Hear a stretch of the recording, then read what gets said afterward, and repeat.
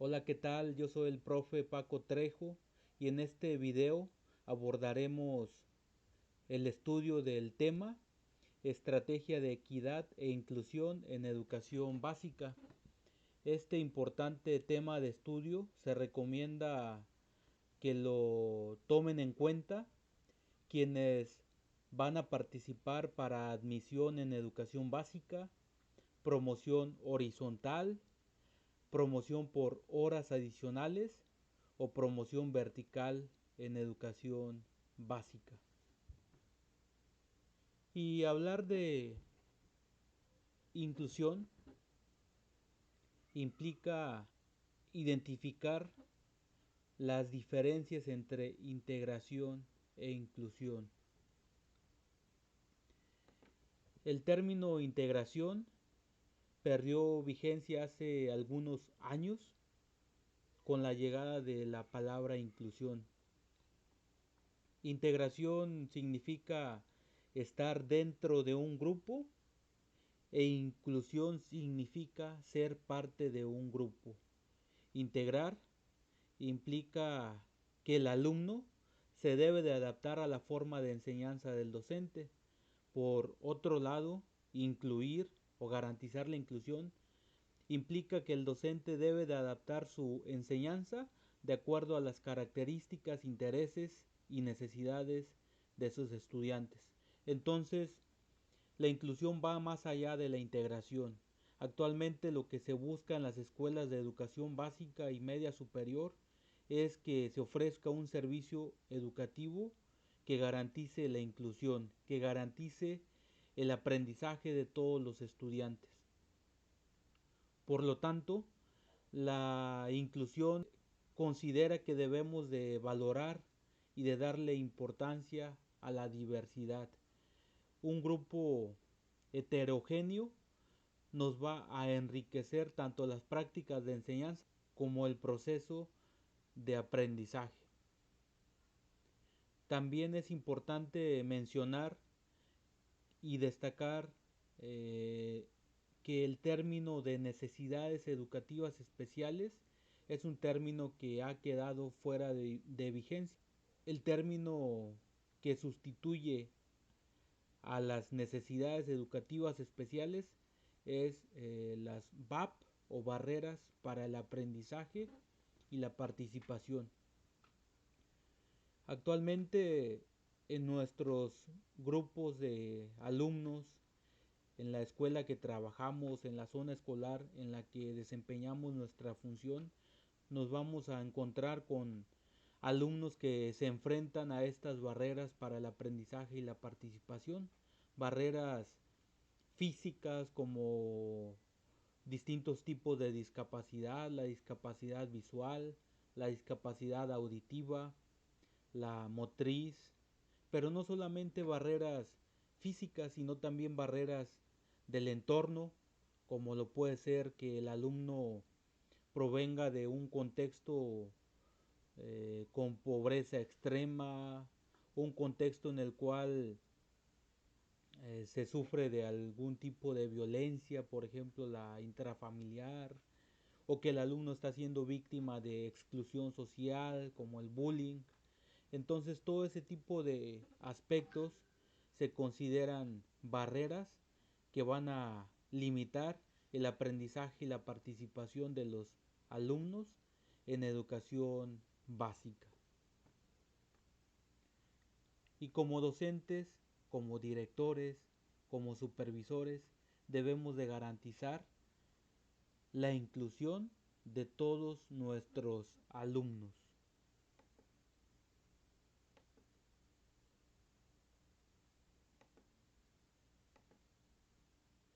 En este mismo texto de la estrategia de equidad e inclusión en educación básica, se nos presenta una estrategia para disminuir las barreras para el aprendizaje y la participación a las que se pudieran enfrentar nuestros alumnos de educación básica. Anterior a esto estaba la propuesta curricular adaptada. Sin embargo, ese término queda fuera de vigencia. Actualmente, a partir del 2017 aproximadamente, se integra esta estrategia que es el diseño universal para el aprendizaje. Hay algunos autores que lo abrevian como el DUA, diseño universal para el aprendizaje. En esta estrategia lo que se pretende es que el docente haga uso de múltiples formas de presentación y representación para garantizar y promover el aprendizaje de todos sus alumnos. Por múltiples formas de representación se entiende que tendrá que utilizar diversidad de materiales, diversificar sus formas de evaluar también, de acuerdo a las características que pudiesen presentar los alumnos que atiende. Normalmente nuestros grupos de estudiantes son heterogéneos, es decir, se cuenta con diversidad de estilos y ritmos de aprendizaje, por lo tanto, es necesario hacer uso de materiales visuales, auditivos y material concreto. Los visuales para garantizar y promover el aprendizaje de los alumnos que aprenden por la vía visual, el uso de materiales auditivos como las explicaciones claras por parte del docente, el uso de audiolibros, audiocuentos, videos, pues van a garantizar y favorecer el aprendizaje de los alumnos visuales, y el uso de material concreto van a garantizar el aprendizaje de los alumnos kinestésicos. En esta pantalla podemos observar algunas estrategias que pueden ayudarnos a disminuir las barreras para el aprendizaje y la participación de alumnos que se enfrentan a alguna discapacidad visual. En este sentido, es importante mencionar que hay dos tipos de discapacidad visual: la discapacidad visual leve o baja visión, y la discapacidad visual que es severa, que también le podemos llamar ceguera, o alumnos ciegos. Entonces, para disminuir las VAP, para disminuir las barreras para el aprendizaje y la participación de alumnos con discapacidad visual, se recomienda hacer uso del trabajo en equipos, del trabajo en parejas, del trabajo utilizando alumnos monitores que les puedan apoyar a los alumnos que se enfrentan a esta discapacidad visual. Se recomienda que el docente haga uso de audiolibros, porque la principal vía para propiciar el aprendizaje de estos alumnos con discapacidad visual es mediante el sentido del oído.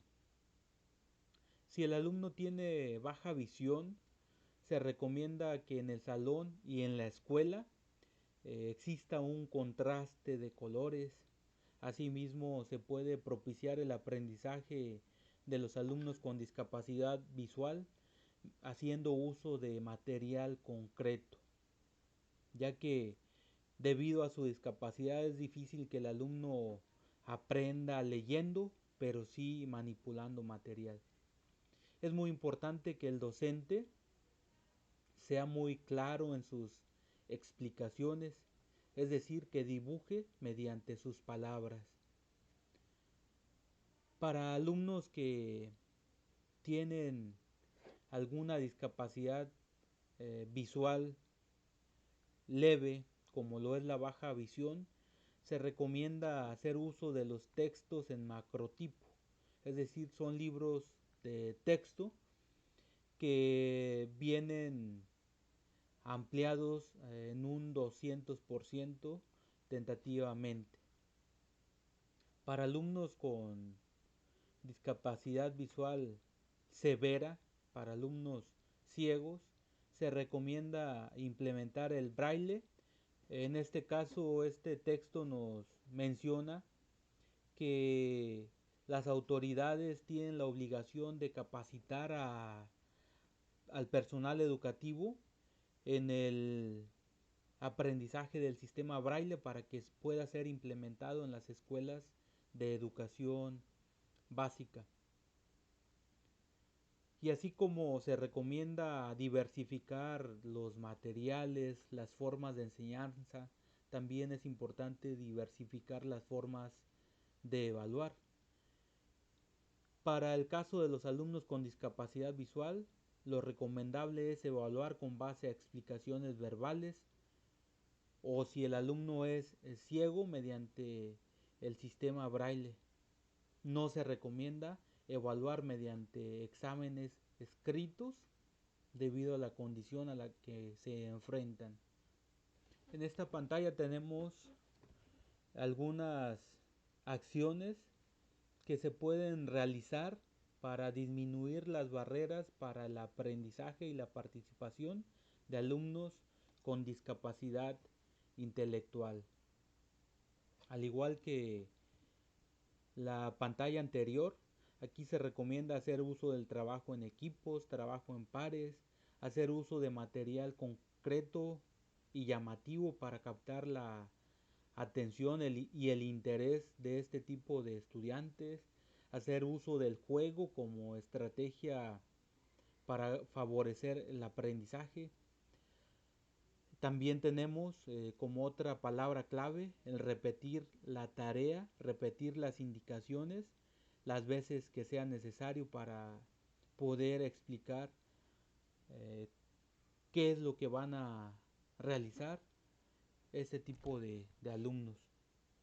Asimismo, se recomienda otorgar más tiempo para que puedan terminar las tareas propuestas a este tipo de estudiantes con discapacidad intelectual. Más adelante tenemos la discapacidad motriz.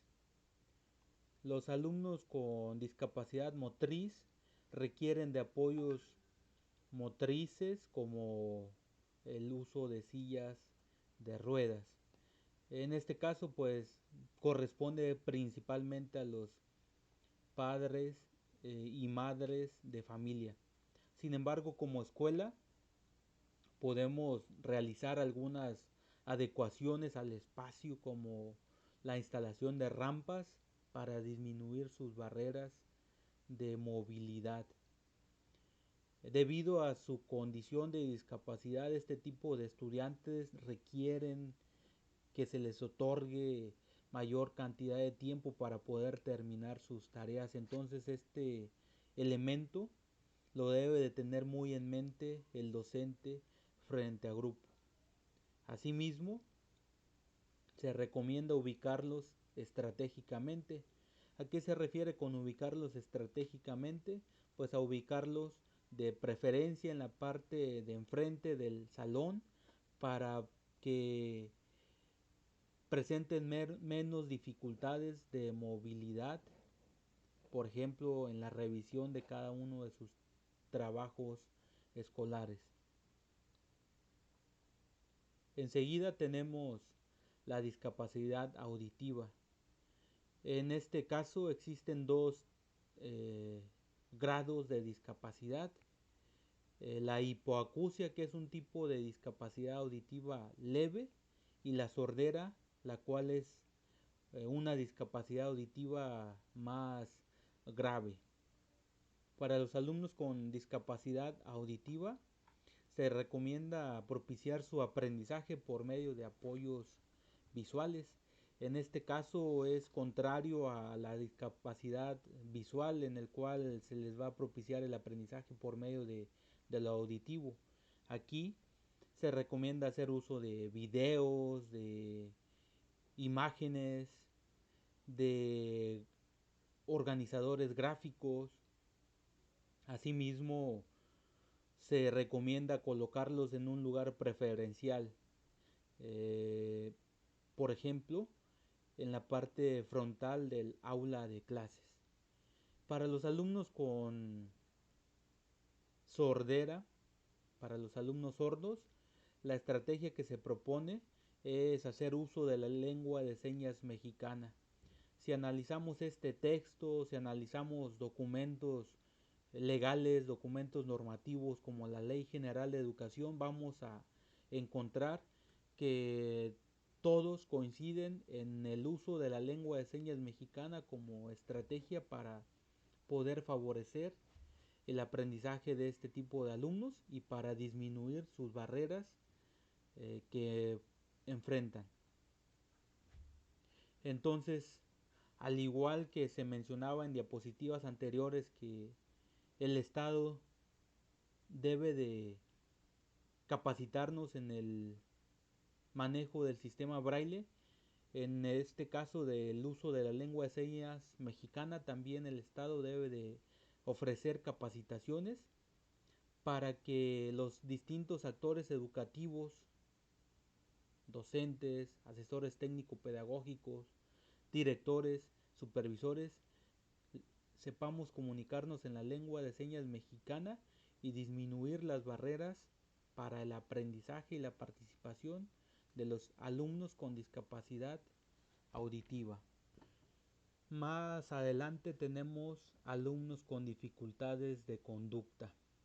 En este caso, la estrategia de equidad e inclusión en educación básica sugiere que el docente use como estrategia para poder propiciar el aprendizaje de estos alumnos, haciendo uso de una hoja en la cual se les va a entregar a este tipo de estudiantes al inicio de la jornada escolar, en la cual en la hoja están escritas todas las actividades que el alumno debe de realizar durante el día por orden de importancia, desde la más importante hasta la menos importante, y estar monitoreando su avance. El docente debe de monitorear el avance de los estudiantes de manera que exista seguimiento a lo largo de toda la jornada escolar.